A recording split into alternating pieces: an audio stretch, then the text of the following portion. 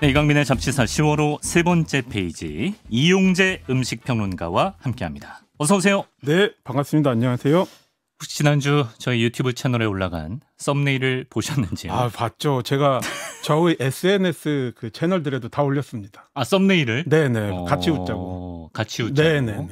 너무 좋아했습니다. 그날 라면 얘기보다도 네. 다 평론가님 헤어스타일이 오히려 큰 반향을 일으켰어요. 아, 저 어디 가도 이렇게 머리에 대한 질문을 피할 수가 없습니다. 그래서 이제 삭발을 좀 해야 되나. 네, 사실 좀 부담스럽기도 합니다. 이름을 이용재에서 이용원으로 개명해라. 뭐 이런 반응도 있었고. 아, 왜 그런 거죠? 머리 잘라라. 예. 이용원. 아, 네. 근데 진짜 즐기신 게 직접 본인이 저희 게스트 중에 유일하게 댓글에 막 등판을 직접 하셔서 답글도 달고. 네네. 원래 그게 굉장히 중요하다고 생각합니다. 또 소통이 중요하고요. 소통이 중요하다. 사실 제가 저의 유튜브 채널이 있습니다만 거기에서는 또 솔직히 좀 귀찮으면 그냥 놔두거든요. 근데 이게 또 제가 손님으로 또 출연하는 입장에서는 오히려 더 열심히 해야 된다고 생각을 합니다. 사명감을 가지고. 네네, 그렇습니다. 그리고 또 저희가 그렇게 약간 명예훼손 성격이 있는 그런 썸네일은 다 사전에 허락을 받고 올리는 겁니다. 그렇습니다. 저한테 이제 PD님께서 전화를 주셔가지고 제가 이제 보고 한 발 더 나아가서 원래는 그 머리가 라면 면발이 아니었습니다. 머리카락이 원래 면발이 아니었는데. 네네. 근데 제가 말씀드렸죠. 이것은 라면 면발로 가야 한다.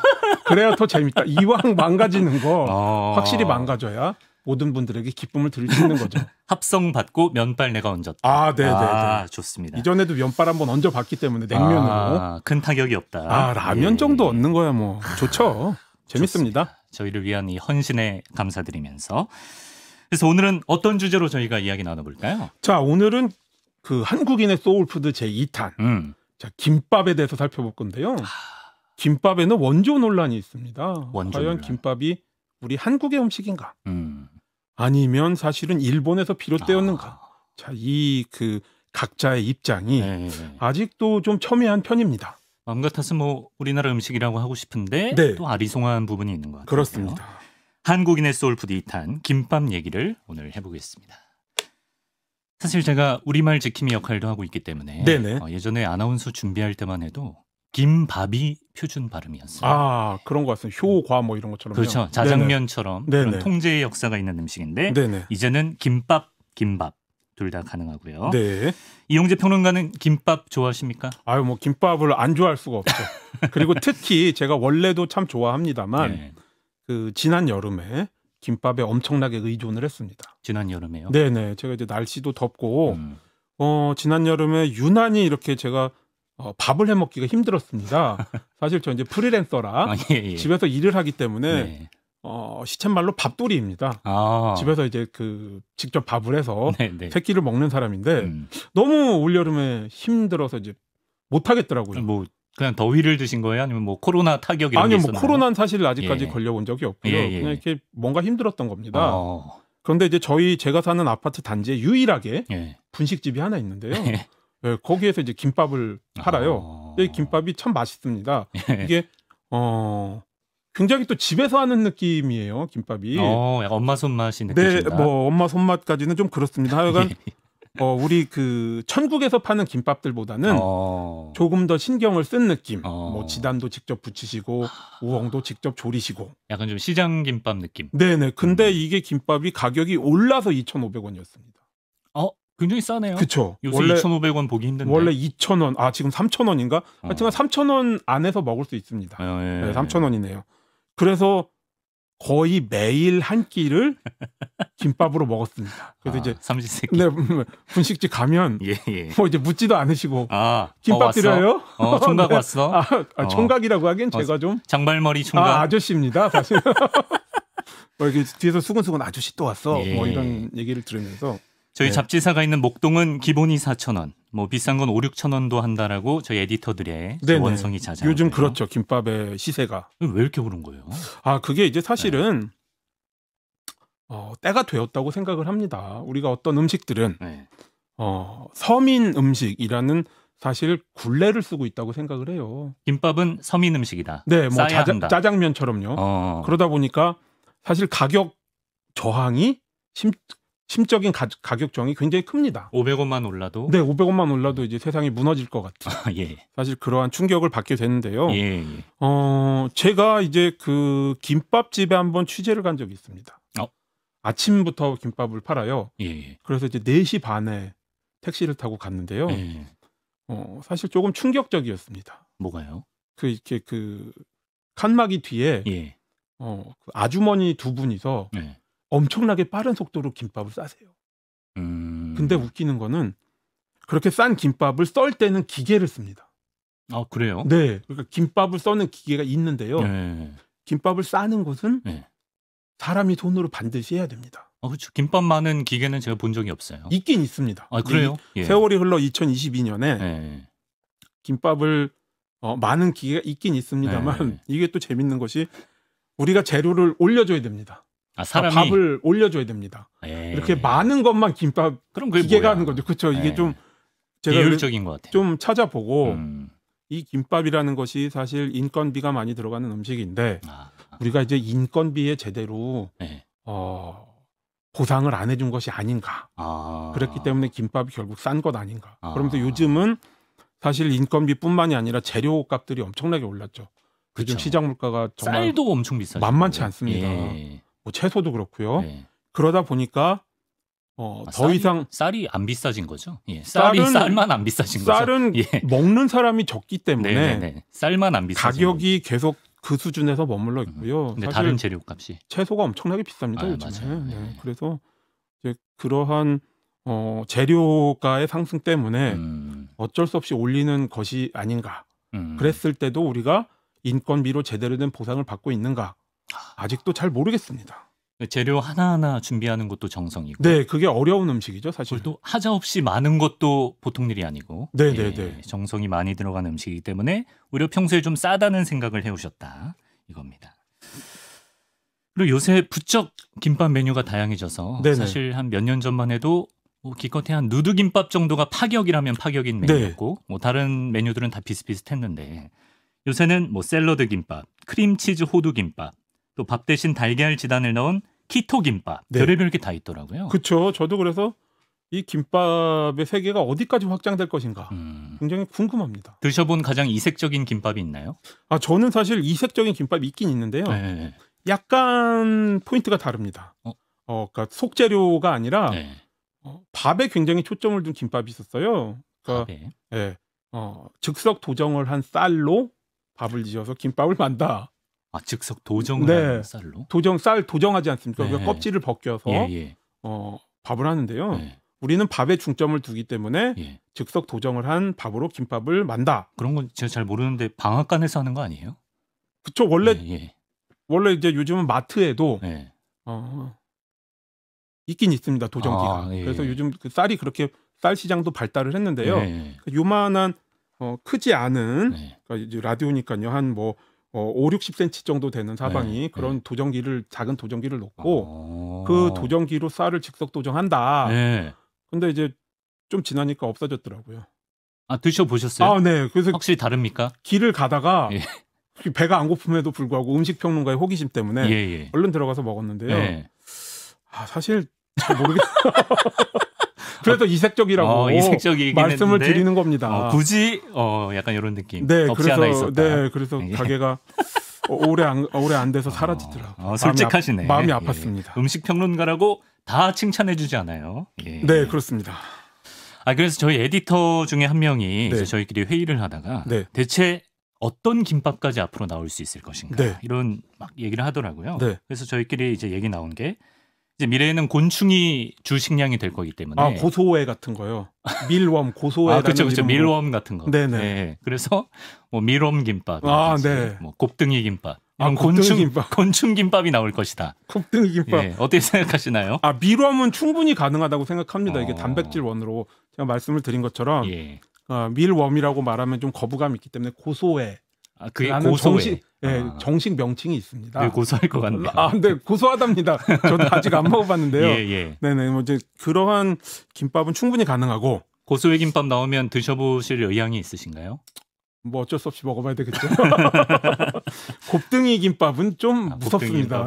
곱등이는 좀 곱등이 김밥 먹을 거면 그냥 김에 밥 싸서 먹죠. 아, 네네네. 예, 곱등이 없어도 괜찮습니다. 예, 그렇습니다. 네. 미래의 김밥으로 제안하실 만한 혹시 아이디어가 있으신지? 아, 미래의 김밥으로요? 예, 예. 아, 이게 갑자기 혀를 찌르는 질문을 늘 하시는데요. 없으시면 말고요. 아, 뭐 저 딸기 좋아하는데 딸기 넣고 김밥 좀 어떻습니까? 아니 뭐 딸기 샐러드도 먹는데요. 그냥 밥에 딸기를 뭐 다른 재료랑 같이 딸기를 넣어서 네. 채소를 먹는다는 기분으로. 거의 또 곱등이 수준인데. 미럼이랑 같이 하면 괜찮을 것 같습니다. 미럼에 딸기를 넣는다. 미럼 딸기 고소의 딸기 김밥. 새콤함을 미럼에 더했다. 네네. 네, 알겠습니다. 자, 질문이 또 들어왔는데요. 네네. 왜 분식집 김밥이 아무리 잘 나와도 네. 엄마 김밥의 맛을 못 따라올까요? 이거는 추억 보정의 효과일까요? 이런 질문. 아, 자, 그게 사실 그 온갖 그 천국들에서 파는 김밥이 예.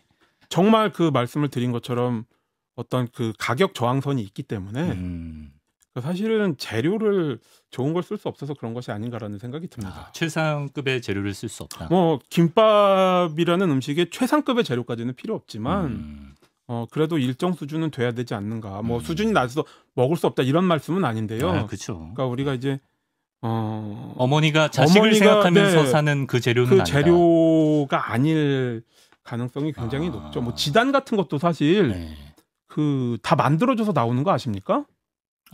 저기 프랜차이즈에서는요? 네. 아, 그래요? 이게 저도 사실 모르고 있다가 놀랐는데 달걀 지단 이런 게 그러니까 진공 포장이 된 상태로 지단이 이렇게 쌓여서 나오더라고요. 근데 그게 굉장히 큰 일이거든요.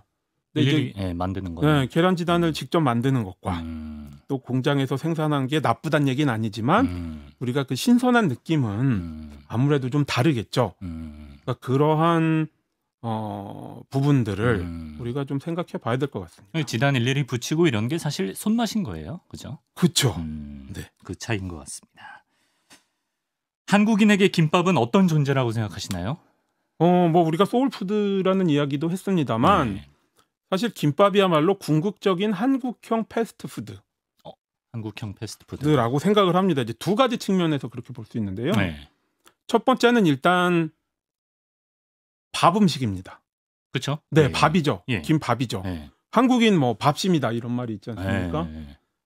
그래서 밥인데 이 밥을 사실 도구가 없이 먹을 수 있습니다. 밥은 대체로 용기에 그 공기에 담아서 그렇죠. 숟가락과 젓가락으로 먹어야 됩니다. 근데 이 김밥이 일체화되어서 뭐 요즘 은박지나 종이에 싸서 주시죠. 맞아요. 그대로 먹을 수 있기 때문에 굉장히 간편합니다. 햄버거 포장지 벗겨 먹듯이. 네네. 그러니까 이제 밥을 간편하게 먹을 수 있는데 그 안에 뭐 육류도 들어있고 동물성, 식물성 재료도 들어있고 자, 이렇게 생각해 보면 한국형 패스트푸드로서 그래도 나름 균형이 잡힌 음식이다. 거기에다가 이제 그 사촌격인 삼각김밥까지 포함을 시킨다면 굉장히 그 한국인의 마음속에서 김밥이 차지하는 지분이 크지 않은가. 삼각김밥은 패스트푸드의 끝판왕이네요. 그렇게 보고 있습니다. 세입거리니까. 제가 볼 때 오늘 방송 썸네일에 이용재 평론가 머리가 삼각김밥으로 돼 있을 괜찮을 것 같습니다. 이렇게 가운데 이렇게 삼각김밥 얹어 놓으시면 양쪽이 약간 삼각형 형태거든요. 아니면 양쪽 고양이 귀처럼 얹어 주셔도 좋을 것 같습니다. 고양이처럼 두 개를. 마침 제가 고양이도 같이 사니까 참치마요 맛 하나랑 전주 비빔 맛 하나. 아니면 고양이랑 같이 찍은 사진을 보내드릴 테니까 균형을 이렇게 만들어 주시면. 무슨 썸네일에 본인이 이렇게 적극적이야. 아니 뭐 이왕 재밌게 하면 좋죠. 고맙습니다. 네네. 근데 요새 일식집을 가보면 후토마키라고 하죠. 네네. 대왕김밥을 한 피스씩 주는데. 네네. 그거는 사실 우리는 김밥은 한 입에 먹는 문화인데 어떻게 먹어야 될지도 난감하고. 네네. 일본의 막기는 어떤 차이가 있습니까? 우리 김밥이랑. 어떤 개념이에요? 막기. 일본의 막기는 사실 그 스시 문화의 일부라고 볼 수 있습니다. 스시 문화. 네, 스시도 사실 우리가 네타라고 그러죠. 그 네타라고는 뭐예요? 횟감입니다. 그 생선을 찰이라고 부르는 밥이 얹어서 만져서 내지 않습니까? 그렇죠. 그 만지는 행위와 또 그 막기를 마는 행위를 그러니까 전반적인 가공 방식의 하나로 보는 겁니다. 조금 다르긴 하지만 손으로 이렇게 완성을 시키는. 자, 그래서 그러한 스시 문화의 전반적인 스시 문화 가운데 하나의 요인이라고 생각하면 이해가 쉬울 것 같습니다. 막기라는 말 자체가 무슨 뜻이에요? 막기라는 말 자체가 사실 말이 두루마리. 자, 이런 그 의미입니다. 아, 그렇군요. 네네네. 그러면 한국의 김밥이 먼저입니까? 아니면 일본의 막기가 먼저입니까? 글쎄요. 그거는 진짜 오늘 뭐 말씀드리는 것처럼 좀 원조 애매해서 논쟁. 네. 우리가 그 역사들을 각각 이렇게 좀 살펴봐야 될 것 같습니다. 네. 네네. 살펴봐 주세요. 아, 네, 살펴보겠습니다. 예. 일본에서 대체 언제부터 막기를 먹었는가에 예. 대해서는 크게 이제 두 가지 설이 있습니다. 아, 그래요? 네, 첫 번째는 에도 앞바다에서 김양식이 성공한 것이 1716년이고요. 그다음에 놀이막기가 요리책에 처음 등장한 것이 1750년. 놀이막기. 네, 그래서 놀이막기 김 말이죠. 놀이가 김입니다. 네네네. 막기가 말이고요. 예. 그래서 이 시기 중간 어디쯤에 생겨난 것이라고 보고 있습니다. 네. 자, 그런 가운데 또 오후사 쯔요이 박사가 쓴 바다채소라는 책이 있는데요. 네네. 이 책에서는 일본은 18세기 초중반부터 김을 먹었다. 김을 먹은 게 네네. 18세기다. 네, 그래서 이제 두 가지 결국은 둘 다 18세기 얘기네요. 1700년대니까. 그러네요. 네, 근데 이제 김 말이를 먹었느냐, 김을 먹었느냐, 요 점에서 약간 다른 것 같습니다. 불묘가. 네네. 그럼 우리나라는 김을 언제부터 먹었나요? 우리나라는 1281년에 삼국유사에 나와요? 김을 먹었다는 기록이 있고요. 예. 그다음에 1596년에 본초 강목에도 신라인들이 허리에 새끼줄을 묶고 깊은 바다에서 김을 채취했다. 이런 이야기가 실려 있다고 합니다. 네네. 한편 이제 김의 최초 양식은 1650년경. 1650년에 양식이 이루어졌어요. 네네. 전남 광양의 김여익에 의해 이루어졌습니다. 근데 이 이야기가 좀 재밌어요. 네. 이 전남 영암 출신의 김여익은 병자호란 때 의병을 일으켰다가 조정이 항복하자 광양의 태인도에 숨어 살았습니다. 그러다가 이제 소나무와 밤나무 가지를 활용한 김양식의 성공을 거두었죠. 그래서 이제 왕실의 특산품으로 바쳤는데요. 당시 이제 인조 임금이 이 광양김을 반찬 삼아서 수라를 맛있게 드신 겁니다. 밥도둑이구나. 네. 그래서 이게 맛있게 먹었는데 이게 도대체 이름이 무엇이냐? 라고 물었더니 다들 대답을 못한 것입니다. 이름이 없었던 거죠. 처음 보는 메뉴니까. 네네. 그래서 이제 인조 임금이 그럼 이 바다풀을 양식한 사람의 이름 성을 따서 김이라 부르자. 그래서 김입니까? 네, 그런 얘기가 있고요. 이게 되게 농담 같지만 전남 광양 태인동에 이 김여익을 기리는 유지가 도기념물로 지정이 돼 있습니다. 김여익의 김을 따서 우리가 먹는 김이 됐다. 네, 이 씨가 있으면 이가 될 수도 이가 됐네요. 이밥이 될 수도 있었네요. 이밥이네. 네네. 아주머니 여기 이말이 하나 주세요. 네, 이말이 괜찮습니다. 네네. 그래서 김이에요. 네네. 신기하네. 그러면 지난주 우리 라버지 안도 모모후쿠 선생이 있다면 김의 아버지는 김여익 전여익 김버지입니다. 그래서 그 외에도 뭐 1425년에 경상도 지리지, 그다음에 동국 여지승남 1530년의 동국 여지승남에도 이 전라남도 광양군 태인도의 토산품으로 김의 기록이 남아 있습니다. 거기에다가 우리 한국 음식에는 쌈 문화가 굉장히 크지 않습니까? 쌈 문화. 네, 그렇죠. 그래서 이제 그 쌈 문화가 있으니까 김도 밥에 싸 먹는 문화가 김의 존재와 함께 자연스럽게 존재하지 않았을까라는 이렇게 추측을 하게 되는 거죠. 한국 사람들은 김도 먹고 밥도 먹는데 쌈 문화까지 있으니 자연스럽게 김밥 문화가 여기서 시작됐을 것이다 하는 김밥 한국 기원설 측의 주장이군요. 그렇습니다. 그럼 일본 기원설 측의 근거는 뭔가요? 일본 기원설 측은 아까 말씀드린 것처럼 이제 1700년대 그리고 이제 약간 그 에도 시대의 도박장에 편하게 먹을 수 있는 음식으로서 막기가 만들어졌다. 그런 이야기가 있습니다. 뭐 그 샌드위치도 사실 그 기원이 샌드위치 백작이 도박 카드놀이를 할 때 손에 쥐고 먹을 수 있는 식사. 백작 이름이 샌드위치. 네, 그래서 샌드위치입니다. 김이랑 비슷하네요. 네, 비슷합니다. 그래서 샌드위치가 됐다. 그런 이야기가 있는 것처럼요. 그러니까 이 도박장의 도박 음식으로 그러니까 도박 중독이 심한 분들을 위해서 뜨지 않고 식사를 해라. 이런 배려에서 나오지 않았나라는 얘기가 있습니다. 일제강점기에 그 보급된 도시락 문화도 네네. 김밥 일본 기원서를 뒷받침해 준다고요? 네, 사실 그 일제 강점기 시절에 네. 김밥이란 좀 사는 계층의 음식이었습니다. 네, 이제 그 당시에 이제 굉장히 많은 네. 뭐 본의 아니게 문화의 변화가 있었는데요. 조선 시대에는 일단 관청에서 식사를 해결해 줬습니다만 일제 강점기에는 점심을 식당에서 먹는다거나 아니면 도시락으로 해결하게 된 거죠. 아, 밥을 안 줬군요. 네네. 그리고 이제 학교 학생들도 점심 시간을 넘겨 수업을 받게 되면서 도시락을 먹게 됐고요. 마지막으로 이제 창경원 벚꽃놀이 등의 야유회로 인해서 네. 도시락의 존재감이 전면에 부각이 되었습니다. 아, 소풍 문화가 생겨서. 네네. 그래서 이제 외식을 뭐 하면 할 수 있습니다만, 네네. 인파가 엄청나게 몰렸으므로 도시락을 싸서 먹는 것이 훨씬 더 편했다. 그래서 이제 당시의 신문을 보면요. 네. 1930년 3월 7일자 동아일보. 네. 야유회용 도시락 만드는 법이 소개가 됐습니다. 제목이 부인이 알아둘 봄철 요리법. 예, 그렇습니다. 도시락 싸는 레시피네요. 그렇습니다. 창경원에 네. 꽃 구경을 가더라도 네. 점심때 되고 식당 들어가면 양은 적고 비싸서 요즘 하는 말이 요즘 하는 말인데 이게 뭐 100년 전에도 이렇게 얘기했군요. 바가지다. 네, 그래서 집에서 준비해서 가지고 가면 편하게 드실 수 있다 하면서 네. 샌드위치. 네, 샌드위치의 당시 표기겠죠. 예. 함께 김쌈밥의 레시피가 실려 있었습니다. 김쌈밥. 네. 그래서 이제 김쌈밥인데 일본어 병기로 노리마키 스시라고 같이 해놓았다고 합니다. 네네. 그래서 이제 뭐 아사구사 놀이라고 하는 일본의 두꺼운 김. 일본 김이 한국 김보다 좀 두꺼운 거 알고 계시죠? 좀 몰랐어요. 굉장히 두껍습니다. 그래서 일본 관광객들이 한국에서 네. 김을 많이 사가는 이유가 그 우리 김이 굉장히 얇고 바삭해요. 밀도가 낮고요. 예. 그게 이제 일본과 큰 차이가 있다고 합니다. 자, 그래서 그러한 김에다가 밥은 뭐 식초와 그다음에 아지노모토. 그러니까 조미료죠. 화학 조미료. 네네. 화학 MSG 같은 거예요. 네, 미원입니다.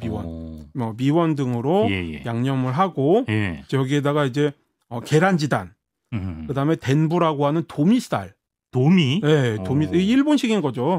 그래서 이제 뭐 거기다 표고버섯 이런 것들을 넣고 말아서 썰어서 먹는다.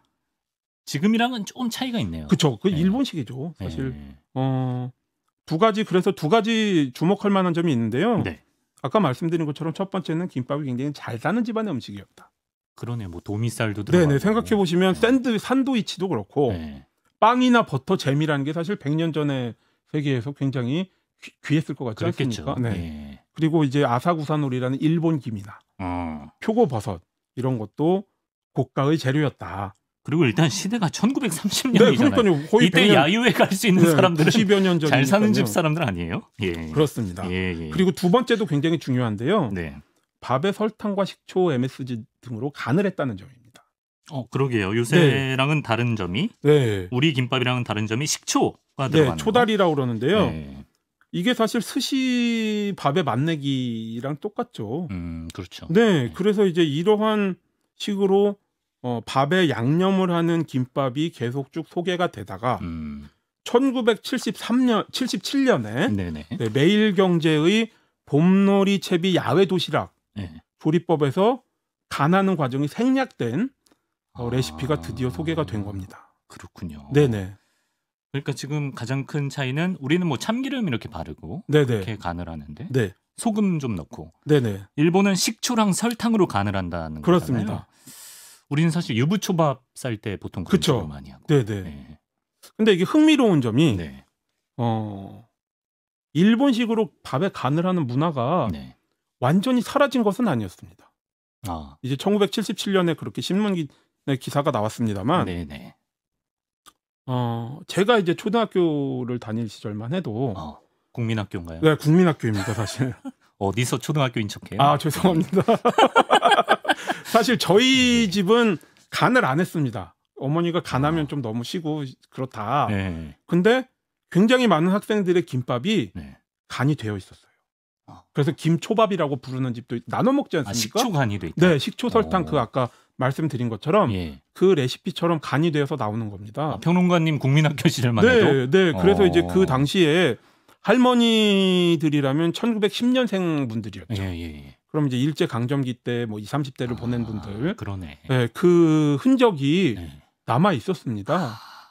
그래서 이제 그게 뭐 80년대, 90년대에도 먹어본 기억이 있고요. 그렇게 싸시던 분들은 계속해서 그렇게 싸시더라고요. 그렇죠. 예, 김초밥의 흔적. 네네.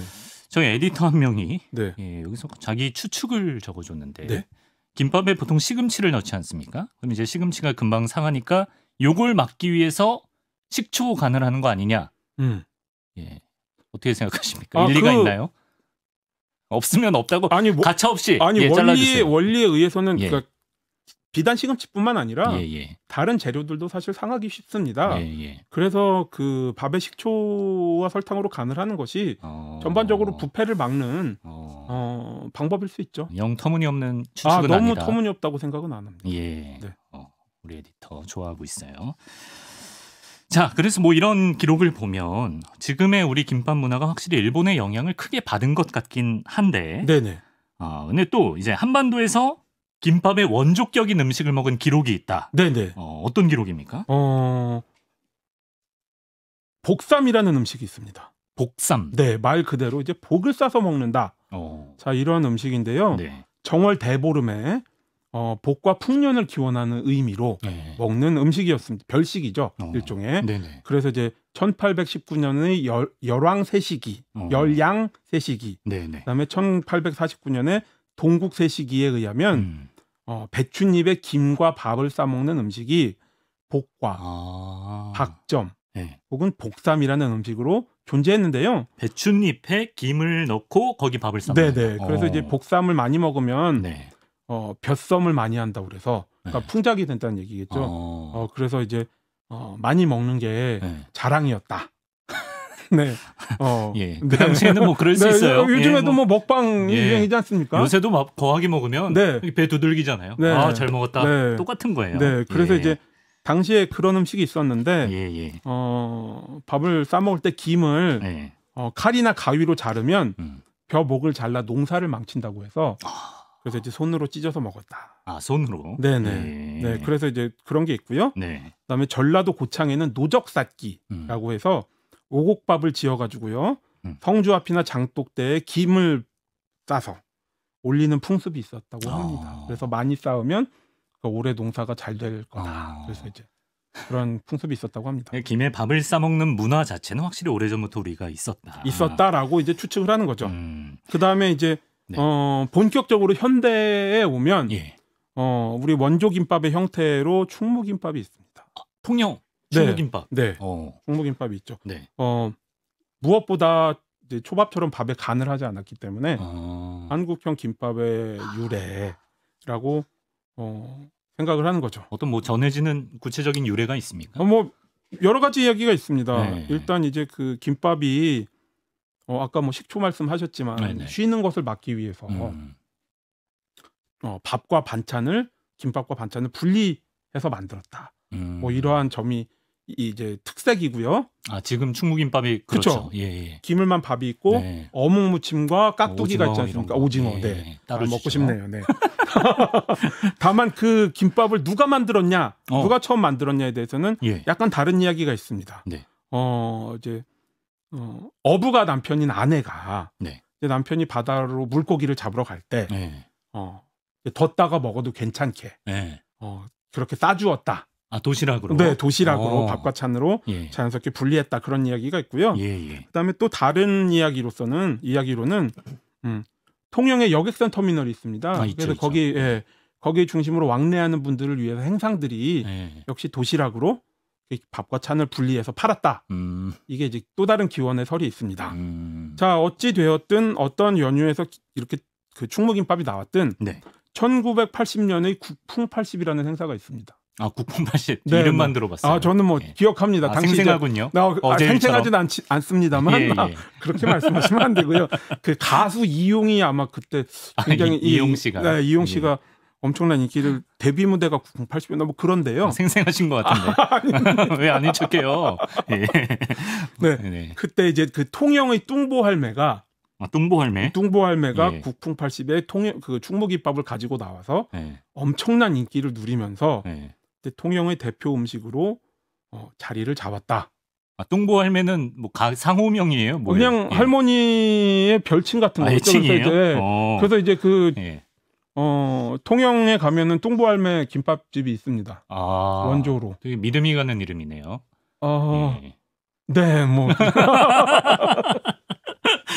그런 또 유래가 있다. 국풍 80에 뚱보 할매가 등판을 해서. 그래서 이제 저 같은 사람들이 중국김밥에 대해서 존재를 알게 된 것도 국풍 80에서 엄청난 인기를 누렸기 때문입니다. 그렇군요. 네. 생생하신 것 같은데. 예. 제가 원래 굉장히 고증이 제가 구체적인데. 그때 5살이었는데요. 뭐 제가 기억력이 좋습니다. 소학교 출신 아니죠? 아닙니다. 국민학교죠. 알겠습니다. 소학교는 아닙니다. 자, 이렇게 역사적 사료들을 우리 이용재 평론가가 좀 양쪽의 입장을 이렇게 찾아와 주셨는데, 그럼 뭐 종합해 봤을 때 양쪽 모두 사실 할 말은 있네요. 그렇습니다. 우리가 원조다. 네. 그런 상황인 것 같고. 그래도 우리 모셨으니까 전문가시니까 이용재 평론가가 보시기에 김밥의 나라는 어디입니까? 김밥의 나라는 한국, 막기의 나라는 일본인 거죠. 사이좋게 나눠 가져도 된다고 생각합니다. 이렇게 피해간다? 아닙니다. 저는 평화주의로. 이렇게 게다가 거기에 또 캘리포니아 롤도 있습니다. 캘리포니아 롤까지. 왜냐하면 일본 스시 문화가 캘리포니아에 정착이 되면서 아보카도 같은 것들을 넣은 캘리포니아 롤이 자연스럽게 자리를 잡았거든요. 그러니까 이제 한국에는 김밥, 그다음에 일본에는 막기, 미국에는 캘리포니아 롤. 이렇게 사이좋게 나눠 가지면 우리는 맛있는 것만 먹고 싶은 것만 먹으면 되니까요. 김밥 천하 3분의 개다. 그래서 뭐 크게 뭐 고민을 사실 안 해도 된다고 생각합니다. 한쪽 손을 들어줬어야 저희 판매 부스가 좀 느는데. 김밥은 우리 거, 막기는 일본 거다. 이거 제가 봤을 때도 그러니까 김을 먼저 이렇게 재배를 해서 밥과의 조합을 찾은 건 우리 쪽일 가능성이 높은 것 같고, 그거 약간 좀 디테일하게 요리화한 거는 또 일본 쪽 지분이 있는 것 같아요. 그죠? 이 정도로 정리하면 어떻습니까? 네네, 좋습니다. 분명한 건 오늘 삼각김밥 머리로 썸네일이 뜰 거라는 거. 2개로 고양이 사진 보내드리겠습니다. 그게 아닐 수도 있다는 거. 알겠습니다. 자, 오늘 이용재 음식평론가와 함께 김밥 원조 논쟁을 또 얘기해봤습니다. 오늘 재밌게 잘 들었습니다. 네, 감사합니다.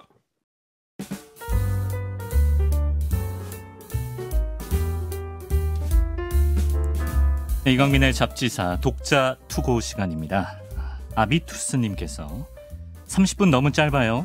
김현정의 뉴스쇼처럼 유튜브로 번외편도 이어서 하시면 좋겠습니다. 라고. 1135번님께서도 너무 재밌어서 시간 가는 줄 모르겠네요. 시간 늘려야 될 것 같습니다. 이렇게 보면 잡지사 들으시면서 뭐 시간 가는 줄 모르겠다, 뭐 시간이 순삭된다, 이런 반응들이 많은데요. 근데 저희는 실제로 원래 시간 자체가 짧습니다. 재밌어서 빨리 가는 것도 있지만 원래 시간이 얼마 안 돼요. 그렇습니다. 정현우님께서 유튜브로 금요일 곽재식 작가 방송 들으시고 잡지사 1주년 때 독자 초대해서 불꽃놀이 보여주세요 라고 하셨는데요. 제가 뭐 댓글도 달아드렸지만 잡지사만 잘 된다면야 제가 불뿜기 차력쇼도 할 수 있습니다. 구독 많이 해주시고요. 짧은 문자 50원, 긴 문자 100원 드는 샵 1212 문자 메시지, 레인보우 어플리케이션으로 독자 투고 보내주시고요. 또 유튜브 이강민의 잡지사 검색해서 좋아요, 구독, 알림 설정 부탁드립니다. 독자 투고였습니다.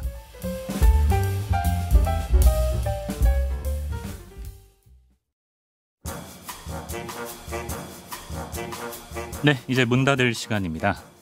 생각해보니까 오늘 얘기해본 김밥이 가장 좀 잡지사스러운 음식이 아닌가. 각양각색의 스피커들이 나와서 누구는 단무지 역할, 누구는 오이 역할, 누구는 참치 역할, 각자의 매력을 발산하는 곳입니다. 김밥집 들르듯이 앞으로도 편하게 찾아주시고요. 이강민의 잡지사 이만 셔터 내립니다.